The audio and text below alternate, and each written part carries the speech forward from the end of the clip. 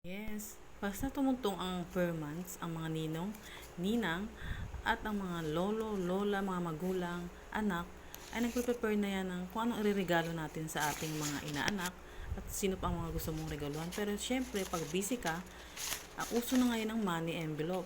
Syempre, i-cash na lang yarn. Yes, i-cash mo na lang yan. Marami po tayong money envelope at mga unique design na pwedeng pagpilian. Meron po tayong long and short envelope. Mamili lang po kayo ng gusto nyong design at tara, mag-usap tayo.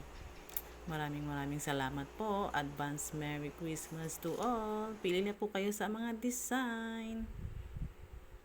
Kung wala kang balak bilhin to, sinasabi ko sa'yo mag-skip video ka na lang dahil kapag nakita mo to, tsak mo mapapabili ka talaga dahil tingnan mo naman sobrang gandang quality niyan, grabe.